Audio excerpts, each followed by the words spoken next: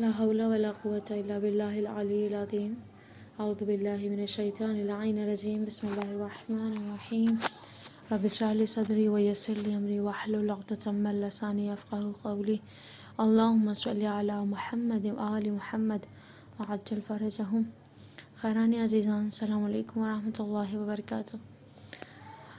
درس ہمارا جو ہے تفسیر قرآن سورہ مبارک فرج ہے کہ یہ جو ہے قرآن کریم میں 89 سورہ ہے ہمارا، 79 سورہ ہے اور 30 آیتوں پر مشتمل سورہ ہے، یعنی کلاً اس کی آیتیں جو ہیں وہ 30 ہیں کہ جس میں پروردگار عالم نے کچھ مضامین کو بیان کیا ہے، جنہیں یوں نقطہ بندی کی جا رہی ہے کہ سورہ کے جو ہم سٹارٹ کرتے ہیں بسم اللہ الرحمن الرحیم والفجر، یعنی فجر کی قسم۔ پروردگار عالم یہاں پہ کیا کر رہا ہے؟ اسے سورہ کو جو ہے سورہ کو قسموں سے آغاز کر رہا ہے، ٹھیک ہے نا۔ اس سورہ کی آیت میں جو ہے عذاب الہی کا تذکرہ ہے، جس میں خداوند عالم نے اپنے عذاب کو جو یہاں پر ہے جو ہے ذکر کیا ہے۔ تیسرا یہ کہ سورہ کے جو دوسرے حصہ ہے، جو اس کا دوسرا پہلو ہے، وہ خداوند عالم جو ہے سرکش لوگوں کا ذکر کر رہا ہے، جو سرکش قوم تھی، خوب اقوام تھے جنہوں نے سرکشی سے کام لیا تھا، خدا کے عذاب میں جو گرفتار ہوئے تھے، پروردگار عالم نے اپنا عذاب ان پر نازل کیا تھا، ان کے بارے میں یہاں پر ذکر ہے۔ اور اس سورہ کے جو تیسرے حصے میں ہے وہ قیامت کی طرف جو ہے اشارہ کیا گیا ہے، یعنی مجرمین کا انجام کیا ہوگا، جو سزاوار ہوں گے، مثل جو سزا کے حقدار ہوں گے، ان کا انجام کیا ہونا ہے، اور مومنین کس صورت میں پیش کیے جائیں گے، مومنین کا کیا انجام ہونا ہے، یہ ساری جو ہے ذکر سورہ میں آئی ہے۔ خوب آئے دیکھیں کہ فضیلت سورہ فجر کیا ہے، یعنی اس کی جو فضیلتیں ہیں، اس کی جو تلاوتوں کا فضیلت افضلیت ہے وہ کیا ہے، کہ خداوند عالم نے کن پاداشوں کو اس سورہ مبارک میں، جو چھوٹی سی سورہ ہے 30 آیتوں پر مشتمل ہے، بہت بڑی سورہ نہیں ہے، یہاں پر خداوند عالم نے ہمارے لیے کیا جو ہے جزا رکھی ہے، یعنی کتنی سارے پاداش جو ہمیں اس دنیا میں ملتے ہیں اور اس آخرت میں بھی ملتے ہیں، خداوند عالم نے اس میں پنہان کیا ہوا ہے۔ خوب ارشاد رسول خدا صلی اللہ علیہ وآلہ وسلم ہو رہا ہے کہ جس سورہ فجر کو ذی الحج کے اول یعنی پہلے عشرے میں، یعنی جو 10 دن ہمارا ہوتا ہے سٹارٹنگ کا ماہ ذی الحجہ کے، اس میں اگر کوئی تلاوت کرے گا تو اس کے سارے گناہ خداوند عالم کیا کرے گا، معاف کر دے گا، چون وہ غفور ہے، وہ مغفرت فرمائے گا۔ اور جس نے یعنی یہ روزانہ جو پڑھتا ہے، یعنی جو روزانہ اپنی ڈیلی روٹین میں اس کی تلاوت کرتا ہے، وہ کیا ہے، خداوند عالم نے اس کے لیے ایسا رکھا ہے کہ وہ کیا ہے، بہترین ایک جو ہے خاص اسپیشل نور کو اس کے لیے رکھا ہے، کہ اسے اسپیشل نور یعنی خاص نور اسے عطا کیا جائے گا۔ خوب یہ جو ہے رسول خدا صلی اللہ علیہ وآلہ وسلم سے جو روایت تھی، امام جعفر صادق علیہ السلام فرما رہے ہیں کہ سورہ فجر کو جو ہے اگر اپنی واجب نمازوں میں کوئی تلاوت کرتا ہے اور نافلہ نمازوں میں بھی پڑھو، یعنی امام کہہ رہے ہیں واجب میں بھی پڑھنا ہے اور نافلہ نماز میں بھی اس کی تلاوت کرو، تو یہ سورہ کیونکہ یہ سورہ جو ہے وہ منسوب ہے ہمارے تیسرے امام حسین جو سید الشہداء ہیں کربلا کے۔ خوب وہ جو ہے کہہ رہے ہیں کہ ان سے منسوب ہے یہ سورہ، اور جس نے اسے تلاوت کی وہ کیا ہے، روز قیامت پروردگار عالم کیا کرے گا، امام حسین کے ساتھ ہی اسے محشور کرے گا، اٹھائے گا۔ خوب یہ جو ہے امام معصومین سے روایت ہو گئی ہے کہ اس کے جو پاداش رکھے گئے ہیں، تلاوت کا جو اثر ہے اسے بتایا گیا ہے کہ تلاوت کرنے پہ انسان کو کیا جزا ملنے والی ہے۔ اب ہم اس کے ترجمے کی طرف بڑھیں کہ یہاں پر جو ہے جو ترجمہ بیان کیا گیا ہے، اس کی طرف بڑھتے ہیں کہ یہاں پر پروردگار عالم کے جو سورہ کو قسموں سے شروع کر رہا ہے، بسم اللہ الرحمن الرحیم والفجر، یعنی فجر کی قسم، ولیال عشر، اور 10 راتوں کی قسم، خوب والشفع والوتر، اور جفت و طاق کی قسم، ٹھیک ہے، واللیل اذا یسر، اور رات کے جب وہ جانے لگے، یعنی بہت ساری قسموں سے جو ہے آغاز ہوا ہے اس سورہ کا۔ جفت و طاق یعنی ہمارے جو ایون اور آڈ ہوتا ہے نمبر، اس کے بارے میں ہے۔ خوب واللیل اذا یسر، اور جب رات کیا ہے جانے لگتی ہے، اس وقت کا، یعنی ہمارا جو بھور کا وقت ہوتا ہے اس کی یہاں پر کیا ہے، اس کی جو ہے یہاں پر قسم پروردگار عالم اس وقت کی قسم کہہ رہا ہے۔ حل فی ذالک قسم لی ذی حجر، بے شک ان چیزوں میں قسم ہے صاحب عقل کے لیے ہو۔ الم تر کیف فعل ربک بعاد، کیا تم نے نہیں دیکھا کہ تمہارے رب نے قوم عاد کے ساتھ کیا کیا ہے ہو۔ ارم ذات العماد، ستونوں والے ارم والے، التی لم یخلق مثلها فی البلاد،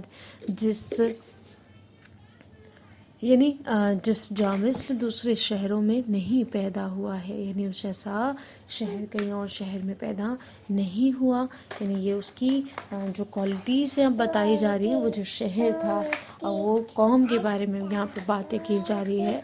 خوب التی لم یخلق مثلها فی البلاد، خوب یہاں پر اس جیسا یعنی کہ جس مثل کوئی اور دوسرا شہر پیدا نہیں ہوا ہے۔ وثمود الذین جابوا الصخر بالواد، اور سمود کے ساتھ جو وادی میں پتھر کو تراش کر مکان بناتے تھے۔ وفرعون ذی الاوتاد، اور میخوں والے فرعون کے ساتھ۔ خوب الذین طغوا فی البلاد، جن لوگوں نے شہروں میں سرکشی پھیلائی ہے۔ خوب فاکثروا فیہا الفساد، اور خوب فساد کیا ان لوگوں نے۔ فصب علیہم ربک صوت عذاب، تو پھر خدا نے ان پر عذاب کے کوڑے برسائے، یعنی ان کے عذاب کے بارے میں اب یہاں پر بات ہو رہی ہے۔ خوب یہ دوسرا پہلو ہے۔ ان ربک لبالمرصاد، بے شک تمہارا پروردگار کیا ہے، ظالموں کے طاق میں ہے۔ خوب فاما الانسان اذا ما ابتلہ ربہ فاکرمہ ونعمہ فیقول ربی اکرمنی، لیکن انسان کا حال یہ ہے کہ جب خدا نے اس طرح آزمایا کہ عزت اور نعمت دے دی تو کہنے لگا کہ میرے رب نے مجھے باعزت بنا دیا ہے۔ وَأَمَّا إِذَا مَا ابْتَلَاهُ فَقَدَرَ عَلَيْهِ رِزْقَهُ فَيَقُولُ رَبِّي أَهَانَنِ، اور جب آزمائش کے لیے روزی کو تنگ کر دیا تو کہنے لگا میرے پروردگار نے میری توہین کی ہے، یعنی جب اس کے لیے آسائشیں تھیں تو اس نے خالق کائنات کی توصیف کی، اس کا شکریہ ادا کیا، لیکن جب اس کے اوپر کوئی تھوڑی سی تنگی آ گئی، روزی کی تنگی آ پڑی، تو اس نے فوراً کیا کر دیا، اللہ کی نعمتوں کا انکار کر دیا، اس کو ناشکری کرنا شروع کر دی اور اسے شاکی ہو گیا۔ کلا بل لا تکرمون الیتیم، ایسا ہرگز نہیں ہے بلکہ تم یتیموں کا احترام نہیں کرتے تھے، یعنی یہ وجہ اس لیے تھی۔ خوب ولا تحضون علی طعام المسکین، اور لوگوں اور مسکینوں کو کھانے پر آمادہ نہیں کرتے تھے۔ وتأکلون التراث اکلا لما، اور میراث کے مال کو اکٹھا کر کے حلال و حرام سب کھا جاتے تھے۔ خوب وَتُحِبُّونَ الْمَالَ حُبًّا جَمًّا، اور مال دنیا کو بہت دوست رکھتے تھے۔ کَلَّا اِذَا دُکَّتِ الْأَرْضُ دَکًّا دَکًّا، یاد رکھو کہ جب زمین کو ریزہ ریزہ کر دیا جائے گا، یعنی جب پاش پاش کر دیا جائے گا زمین کو۔ اب یہاں پہ قیامت کی جو علامتیں ہیں، جو نشانیاں ہیں، وہ پہلو آ گیا ہے، یعنی یہ سورہ کا تیسرا حصہ ہے۔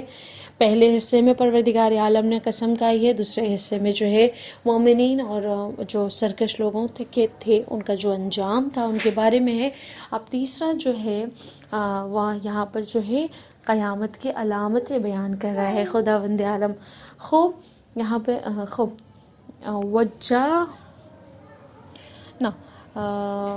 وَجَاءَ رَبُّكَ وَالْمَلَكُ صَفًّا صَفًّا، اور تمہارے پروردگار کا حکم اور فرشتے صف در صف آ جائیں گے. وَجِيءَ يَوْمَئِذٍ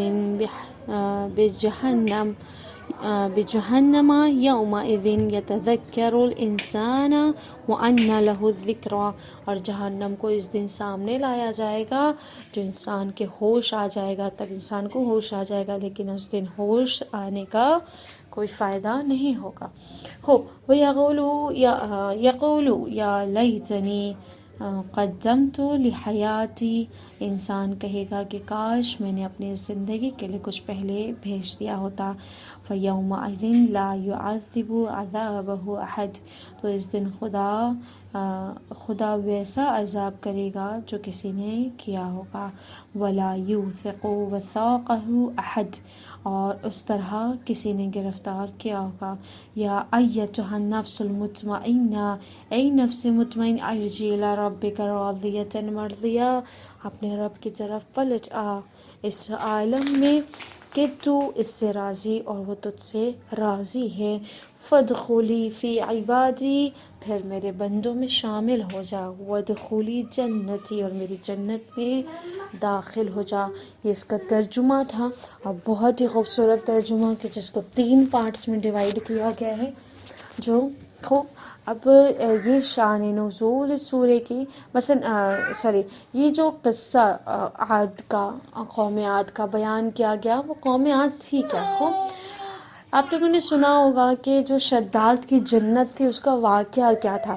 آئے دیکھیے کہ تفسیر مجموع البیان کے مطابق خوب کعب الاحبار سے روایت ہے، یعنی کعب الاحبار روایت کر رہا ہے یہاں پر تفسیر مجموع البیان میں کہ جو شہر جس کا نام ارم تھا، یعنی شہر ارم کا جس کا ذکر ہوا ہے سورہ میں، وہ جو شہر ارم تھا وہ کیا تھا؟ خوب اس کی جو اولادیں تھیں، کس کی اولاد تھی؟ عاد اولا کی جو نسل تھی اس میں سے اس کے 2 بیٹے تھے، ایک شداد تھا اور ایک شدید تھا. یعنی یہ 2 بیٹے تھے. شدید کا جو ہے وہ فوت ہو جاتی ہے، شدید مر جاتا ہے اور شداد بچتا ہے. نتیجہ یہ نکلتا ہے کہ باپ کی جتنی مال و دولت اور جتنی بھی ملکیت ہوتی ہے، پراپرٹی ہوتی ہے، وہ کیا ہے آٹومیٹیکلی ایک بیٹے کی طرف منتقل ہو جاتی ہے. خوب یعنی شداد ہر چیز کا مالک بن جاتا ہے. اب شداد جب مالک بن گیا تو باپ کے مرنے کے بعد دونوں حکمران مثلا وہی دونوں بھائی ہو گئے، اور جب دونوں بھائیوں میں سے شدید مر گیا اور شداد زندہ رہ گیا. جب شدید مر گیا تو ساری دولت اور سارا مال، ساری حکمرانی کسے مل گئی؟ شداد کو مل گئی. اب شداد نے کیا کیا؟ خوب اس نے جو ہے انبیاء علیہ السلام کی تعلیم اور تبلیغات کو کیا ہے غیر مؤثر بنانے کے لیے، اب یہاں پر کیا کیا اس نے لوگوں کو اپنی طرف راغب کرنے کے لیے انبیاء علیہ السلام کی جو ہے اس چیز کو غیر مؤثر بنانے کے لیے کیا کیا اس نے اور اپنی خدائی، سب سے بڑا مسئلہ کہ شداد جو ہے اپنے آپ کو خدا ماننے لگا تھا، اپنے مال و دولت کے جو ہے نشے میں آ کر اسے لگتا تھا کہ وہ خدا بن گیا ہے. بس نے انبیاء علیہ السلام کی یعنی یہ ساری جتنی تھی اپنی جنت بنانے کا منصوبہ کیا تاکہ وہ کیا کرے اپنی خدائی کو ثابت کر سکے، اور انبیاء جو اللہ کے بھیجے ہوئے نبی تھے ان کی باتوں کو مؤثر، ان کی تبلیغات کو ناکام کرنے کی اس نے کیا کیا؟ پلاننگ کی. خوب اب اس نے کیا کیا؟ شہر ارم میں جو نقشہ تیار کرایا اس پر جو ہے کام شروع کر دیا، اور اس یعنی دنیا بھر کے جو فن مثلاً جو انجینئرس تھے اس زمانے کے، بڑے سے بڑے تعداد بتائی جاتی کہ 100 ایسے ماہرین تھے کہ جن کے یعنی جو مین تھے جن کو اسٹرکچر بنانا تھا اس جنت کا، وہ لوگ 100 لوگ تھے. خوب اب وہ 100 کے نیچے ہر ایک یعنی ہر پرٹیکولر بندے کے نیچے جو ہے وہ مزدور جو معین کیے تھے، وہ ہزار مزدور ایک جو ہے وہ ماہرین کے ہاتھ کے نیچے کام کرنے والے تھے. یعنی اتنی زیادہ تعداد میں مزدور.